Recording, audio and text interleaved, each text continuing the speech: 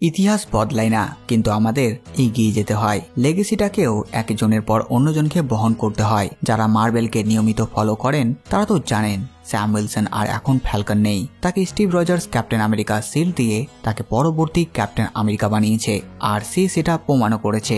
আর তাই এখন যেহেতু সে আর ফ্যালকন নেই, তাহলে নতুন ফ্যালকন কে হবে এই ব্যাপারে নিশ্চয়ই একবার হলেও ভেবেছেন।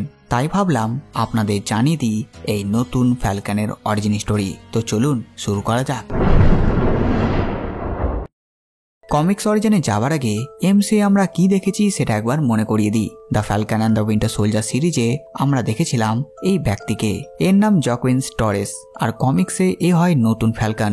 আর একে আমরা ক্যাপ্টেন আমেরিকা 4 এর ট্রেলারেও দেখেছি অ্যাজ ফ্যালকন। আর তাই এইবার এর কমিক্সের দিকে নজর দিয়ে দিই। জকুইন টরেসকে প্রথম দেখানো হয় 2015 সালের কমিক্স ক্যাপ্টেন আমেরিকা স্যাম উইলসনের 3 নাম্বার ইস্যুতে।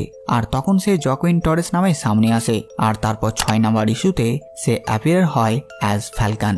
জকুইন টরেস মাত্র 6 বছর বয়সে তার মা ও দাদির সাথে ইউনাইটেড স্টেটে আসে এবং সেখানকার হাই স্কুল থেকে গ্র্যাজুয়েশন কমপ্লিট করে। টরেস মেক্সিকান কমিউনিটির খুব কেয়ার করত আর তাদের যত্ন নিত, বিশেষ করে যারা ইউনাইটেড স্টেটে আসার চেষ্টা করত তাদের। বর্ডারে যেসব মানুষ পারাপার হতো তাদের জন্য সে প্রায় জল, খাবার ও ওষুধ রেখে আসতো যাতে তাদের উপকার হতে পারে। এভাবেই একদিন সন্স অব দ্য সার্পেন্ট নামের একটি সংগঠন তাকে কিডন্যাপ করে নেয়। তার কারণ হচ্ছে এই সংগঠন বর্ডার থেকে মানুষদের কিডন্যাপ করে তাদেরকে কাল মালুসের কাছে পাঠিয়ে দেয় এক্সপেরিমেন্ট করার জন্য। টরেসের দাদি মারিয়ানার কাছ থেকে এই মিসিং এর খবর ক্যাপ্টেন আমেরিকা পায়। এই ক্যাপ্টেন আমেরিকা আসলে স্যাম উইলসন। এই খবর পেয়ে সে তদন্ত শুরু করে এবং শেষে কাল মালুসের মুখোমুখি হয় নিউ ইয়র্কের একটি বেসে।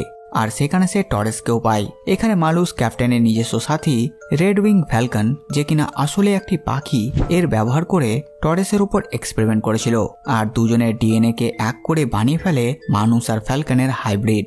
মালুসকে হারানোর পর টরেসকে উদ্ধার করে ক্যাপ্টেন আমেরিকা তাকে নিজের কাছে রেখে তার যত্ন নিতে লাগে। টরেসের উপর পরীক্ষা করে ক্লিয়ার টেম্পল জানায় যে মালুসের এক্সপেরিমেন্টের ফলে রেড উইং এর কিছু বৈশিষ্ট্য টরেসের মধ্যে চলে এসেছে, যার মধ্যে সব থেকে গুরুত্বপূর্ণ হচ্ছে রিজেনারেটিভ ফ্যাক্টর। আর তাই টরেস তাড়াতাড়ি সুস্থ হতে পেরেছে। এরপর টরেস ক্যাপ্টেন আমেরিকার সাহায্য করে সার্পেন্ট সোসাইটির বিরুদ্ধে লড়াই করার সময়, আর গুরুত্বপূর্ণ ভূমিকা পালন করেছিল। একদিন যখন স্যামকে কিডন্যাপ করে একটি বিল্ডিং থেকে নিচে ফেলে দেওয়া হয়, রেড উইং তার মালিকের বিপদ সম্পর্কে বুঝে যায়। আর রেড উইং এর কিছু গুণ টরেসের মধ্যেও ছিল, তাই সেও সেটি জানতে পারে এবং সে ক্যাপ্টেন আমেরিকার লোকেশনে পৌঁছে যায় আর আবার স্যামের সাহায্য করে। তখন সার্পেন্ট সোসাইটির মেম্বার টরেসের উপর হামলা চালায়। তখন ক্যাপ্টেন আমেরিকার সাহায্যে টরেস তাদের সাথে লড়াই করে। সার্পেন্ট সোসাইটিকে হারানোর পর যখন ক্যাপ্টেন আমেরিকা এবং টরেসের সাহায্য করতে রেনফোর্সমেন্ট পৌঁছায়, বিশেষ করে মিস্ট্রি নাইট এবং ডি ম্যান, তাদেরকে দেখে টরেস সিদ্ধান্ত নেয় যে সে ক্যাপ্টেন আমেরিকার সাইড কিক হবে আর সে হয়ে ওঠে ফ্যালকন।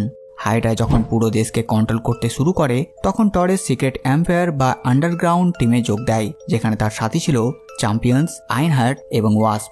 এতটুকুতে আপনারা বুঝতে পেরেছেন কমিক্সে টরেসের কাছে কোনো হাইটেক স্যুট ছিল না যা তাকে ফ্যালকন বানায়। সে সত্যিকারে একজন হাইব্রিড ফ্যালকন ছিল। তার ডানা তার পিঠ থেকে বেরিয়ে আসতো, কোনো টেক না, সে আসলেই ছিল একজন ফ্যালকন। পাওয়ার অ্যাবিলিটির ব্যাপারে বললে, যেহেতু সে ফ্যালকন তো উড়তে তো পারবেই, সাথে সাথে রিজেনারেটিভ ফ্যাক্টরও আছে।